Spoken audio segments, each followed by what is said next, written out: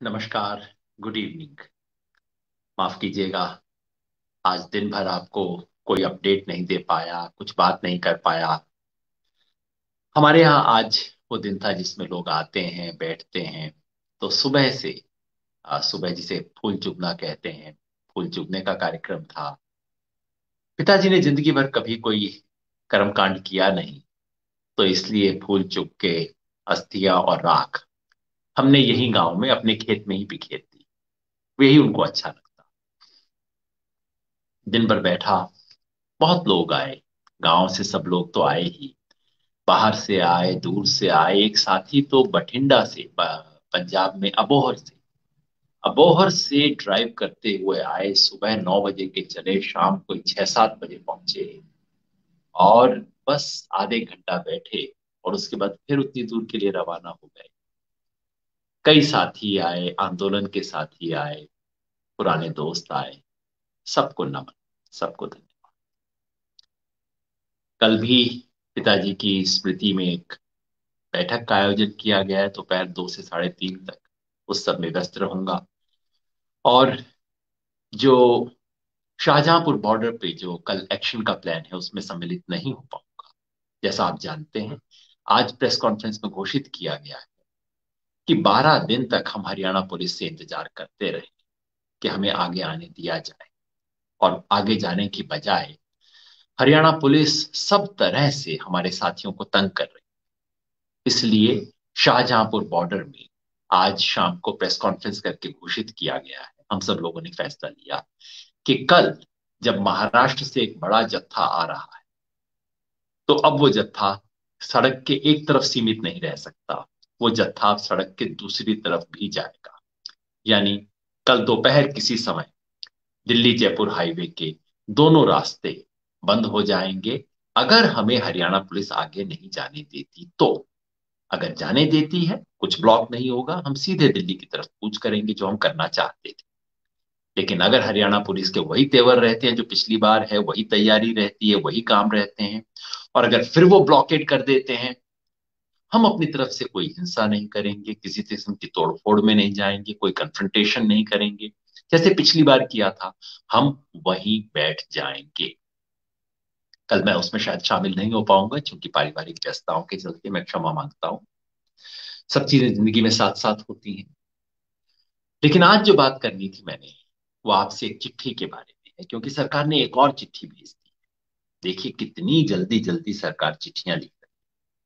जितनी जल्दी चिट्ठियां लिखती है, अगर सरकार उतनी जल्दी किसानों की दुख तकलीफ दूर करने के लिए कुछ काम करती, तो क्या बात होती। चिट्ठी है फिर वही सरकार के जो ज्वाइंट सेक्रेटरी हैं, जिनको कल हमने चिट्ठी, तो कल हमने चिट्ठी लिखी और देखिए आज हमें जवाब आ गया। देश के किसान सोचते होंगे कि काश मेरे भी दुख तकलीफ, मेरे कंप्लेंट्स, मेरी शिकायतों के जवाब भी इतना जल्दी आ जाए। है एक चिट्ठी, क्योंकि ये चिट्ठी नहीं है। ये जो चिट्ठी डिप्लोमेसी चल रही है ना, दनादन सरकार चिट्ठियां दाग रही। क्या सरकार को इतना चिट्ठी लिखने का शौक है, या कि इन चिट्ठियों का इरादा कुछ और है? मेरी समझ से ये चिट्ठी सिर्फ एक चाल है। और चाल क्या है? गेंद किसान के पाले में रहे, हमारी तरफ बॉल नहीं आए, जैसे ही बॉल आए दिमाग से उस तरफ कर। खेल क्या है? ये दिखाते रहो कि हम बातचीत में दिलचस्पी रखते हैं, बातचीत हमें करनी नहीं, किसानों की एक बात सुननी नहीं, जो उनकी बात है उसके ऊपर कुछ करना नहीं। बस ये आभास देना है कि हम किसानों से बात करने के लिए तैयार हैं, बस आप बात नहीं कर रहे, आप बताइए, हम सब कुछ करने को तैयार हैं। तो चिट्ठी के अंदर वो सब पैतरे हैं। बड़ी सुंदर सुंदर बातें लिखी गई हैं कि देश के स्थापित किसान संगठनों एवं किसानों की आदरपूर्व बात सुनना सरकार का दायित्व है, सरकार इससे इनकार नहीं कर सकती है। अरे अगर आप यही मानते होते, तो किसानों के ऊपर आंसू गैस चलाते, उनके ऊपर ये सब करते। और अगर आप आदरपूर्वक बात सुनते, तो सिर्फ आदरपूर्वक शब्दों का प्रयोग करना जरूरी नहीं होता, उसमें सुनना भी होता है। खैर, सरकार कहती है बहुत सम्मानजनक तरीके से, खुले मौन से हम दौर से बात की है, इत्यादि इत्यादि। चिट्ठी के अंदर चार झूठ है, चार चालाकियां हैं, चार खेल हैं।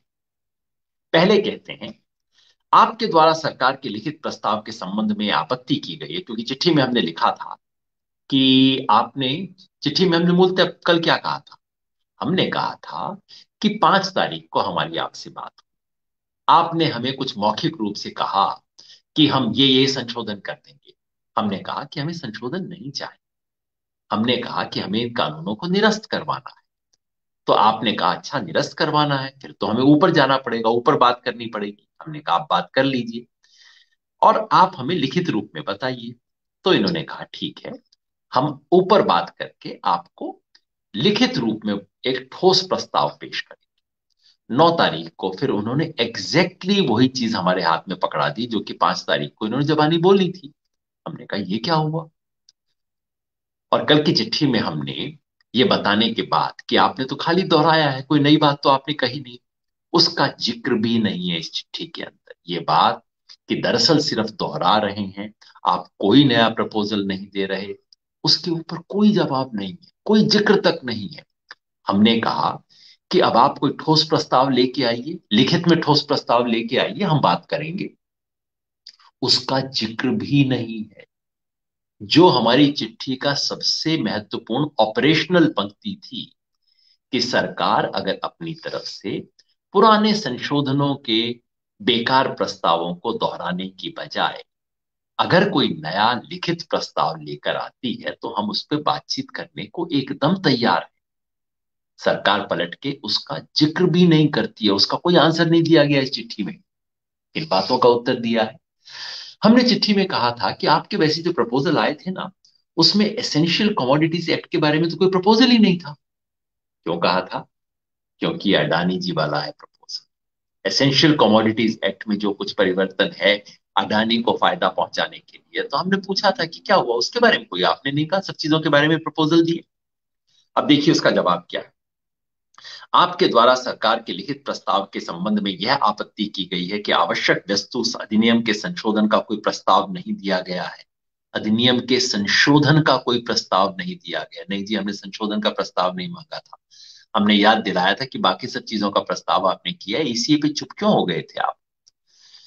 फिर उसके बाद ये कहते हैं, पूर्व के पत्रों में भी स्पष्ट उल्लेख था कि 3/12 को हुई वार्ता जिसमें मुद्दे चिन्हित किए थे उन सभी मुद्दों के संबंध में लिखित प्रस्ताव दिया गया था।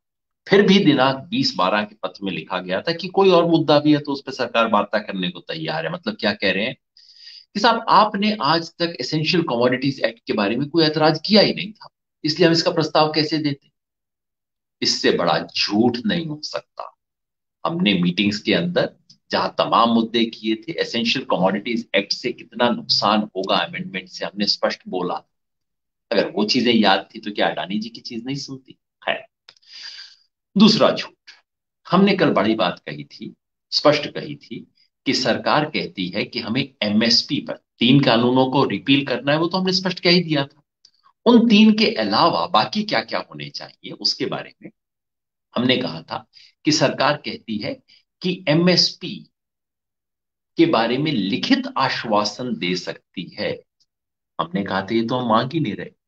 हम एमएसपी पे लिखित आश्वासन नहीं चाहते, हम एमएसपी की लीगल गारंटी चाहते हैं, वो भी स्वामीनाथन कमीशन के फॉर्मूले के हिसाब से।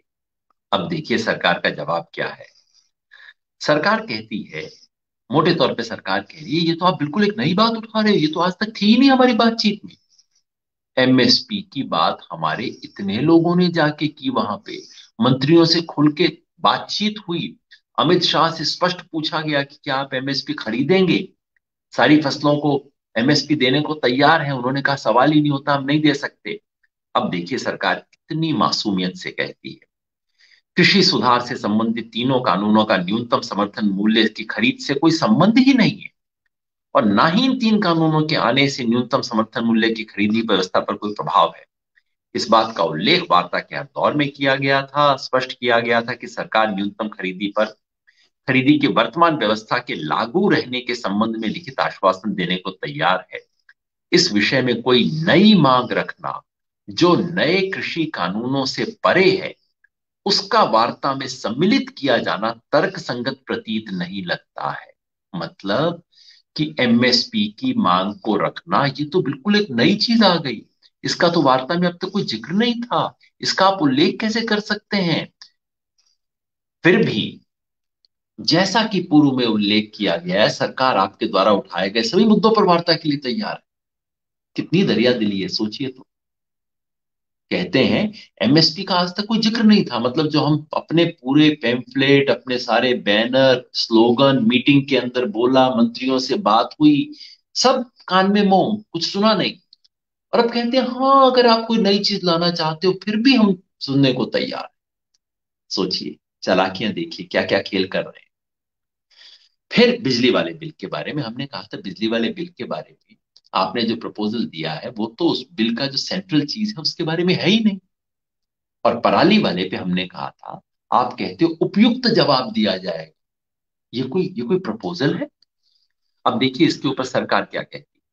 मतलब हर कदम पे कुछ ना कुछ चालाकी, कुछ ना कुछ, एक तरह से बात को बहकाने की कोशिश।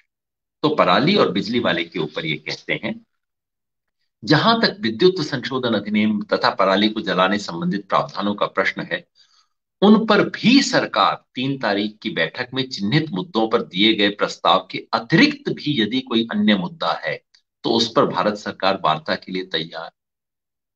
हमने कहा था, आपने तो इसके बारे में कोई प्रपोजल दिया ही नहीं है। हमने कहा था हास्यास्पद होगा, हंसने जैसी बात होगी, इसका क्या जवाब दें? तो सरकार कहती है इसके अतिरिक्त कोई अन्य मुद्दा है।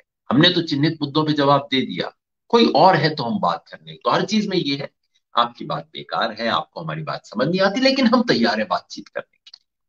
और आखिर में भी फिर मैं आपसे पुनः अनुरोध करता हूं, सरकार साफ नियत तथा खुले मन से आंदोलन को समाप्त करने के मुद्दों पर वार्ता करती रही है, आगे भी तैयार है। आप कृपया अपनी सुविधा अनुसार तिथि व समय बताएं, बस आप टाइम बता दो। इसके साथ ही जिन अन्य मुद्दों पर वार्ता करना चाहते हैं उन मुद्दों का विवरण दें। यह वार्ता आपके द्वारा सुझाई गई तिथि व समय को की जाएगी। देखिए मतलब कितनी उदार हो गई है भारत सरकार, कहती है कि हम एकदम तैयार हैं, आप टाइम दो, आप तारीख दो, आप जो एडिशनल मुद्दे हैं वो बताओ। जैसे ही हमको मुद्दा बताएंगे वो कहेंगे अच्छा आपने अमेंडमेंट मांगा था ना, इसके ऊपर बताइए, हम इस पे अमेंडमेंट कर देते हैं। वो क्या रहा है?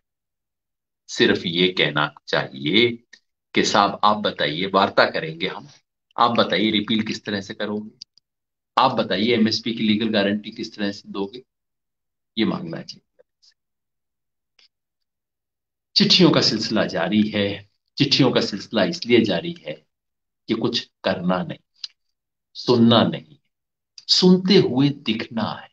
वार्ता नहीं करनी, वार्ता करते हुए दिखना है। एक तरफ किसान अब 1 महीने से, कल 1 महीना पूरा हो जाएगा, 1 महीने से किसान बैठे हैं और ये यहां पे लेटर डिप्लोमेसी खेल रहे हैं। आपको लगता है ठीक हो रहा है?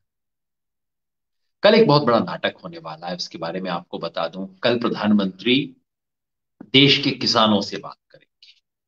कैसे करेंगे? पिछले 2 दिन से सब तरफ चिट्ठियां गई। ये जो पूरा देश का कृषि मंत्रालय का अमला है, पूरा अमला ऊपर से नीचे तक लगा हुआ है, ढूंढ ढूंढ के किसानों को, अफसरों की ड्यूटी लगाई गई है। उन चिट्ठियों की हमारे पास उसकी कॉपी भी आ गई। ऑर्डर सरकार की तरफ से किए गए हैं, आप इतने किसान जुटाएंगे। कल कल अटल बिहारी वाजपेयी जी का जन्मदिन है। अटल बिहारी वाजपेयी के जन्मदिन के अवसर पर आप एक विशेष प्रोग्राम आयोजित करेंगे। उस विशेष प्रोग्राम में आपको कम से कम 500 किसानों को लाना है, नीचे तक अफसरों की ड्यूटी लग गई। और उस कार्यक्रम में फिर माननीय प्रधानमंत्री किसानों को संबोधित करें। सरकारी तरीके से पॉलिटिकल रैली करते हो? ऊपर से नीचे तक का सरकारी अमला है, कमेटीज बन गई है, कोटा बन गया है, और सब पकड़ पकड़ के किसानों को लेके आएंगे और उनकी कोचिंग होगी। अगर प्रधानमंत्री तुमसे बोले तो तुम्हें ये कहना है, तुम्हें बताना है कि नया कानून आने के बाद मेरे को इतने हजार का फायदा हो गया, इतने लाख का फायदा हो गया। फिर अगले दिन अखबार के अंदर फ्रंट पेज पे उसकी फोटो आएगी, वो बुंदेलखंड का किसान था, उसको प्रधानमंत्री की योजना से इतने लाख का फायदा हो गया। बाद में भी याद है, पिछली बार भी ऐसी सब बातें हुई थी और वो फ्रॉड निकला था। बाद में वो औरत मुकर गई कि मेरे को तो पहले बोला था जी, इन्होंने बोलने के लिए मैंने जाके वो बोल दिया। ये सारा नाटक होगा, किसके लिए होगा? टीवी के लिए होगा, ताकि टीवी पर दिखाया जाए, देखिए कितने करोड़ किसानों ने रजिस्ट्रेशन किया। अरे भाई, किसानों ने नहीं, सरकारी अफसर बैठ के रजिस्ट्रेशन कर रहे हैं अपनी नौकरी बचाने के लिए। अफसरों को ऑर्डर दिए गए हैं कि तुम्हें ये काम कल तक करना है। ये सब इंदिरा गांधी वाले धंधे हैं। इंदिरा गांधी भी ये सब काम करवाया करती थी। एक दिन पटाखा फूट गया, भांडा फूट गया, इनके सब चोर का झूठ का, जब इमरजेंसी खत्म हुई, इमरजेंसी में सारे टोटके सरकार किया करती थी अपनी लोकप्रियता दिखाने के लिए। एक दिन 77 में भांडा फूट गया। इस सरकार का भी भांडा फूटेगा, इस तरह के काम अगर करते हैं तो।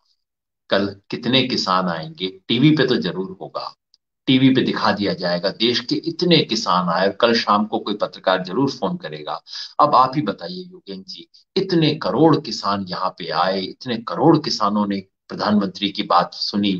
अब आप कहते हैं कि ये तो स्वीकार नहीं है, आप ही बताइए क्या करें। अगर सच्चे पत्रकार हो ना इस देश में, तो जाके देखेंगे कि ये जो किसान कल घेर घेर के लाए जाते हैं, इन्हें कौन घेर के लाया, क्या धमका के लाया, क्या फुसला के लाया। जो प्रधानमंत्री से बात करते हैं, उनके घर जाके इंटरव्यू होना चाहिए कि अच्छा कौन बोल के लाया था, क्या बोल के लाया था, किसने पट्टी पढ़ाई थी, क्या डायलॉग दिए थे। वो सच्ची पत्रकारिता हो। ये सरकार, कई बार मुझे लगता है, सिर्फ टीवी के पर्दे पे चलती है, सिर्फ प्रचार के लिए, प्रचार के द्वारा प्रचार की सरकार है। लेकिन आंदोलन सड़क पे है। आंदोलन, सिर्फ प्रचार से इसका मुकाबला नहीं किया जा सकता। अंत में सच की जीत, यही एक उम्मीद कर सकते हैं। बहुत बहुत शुक्रिया।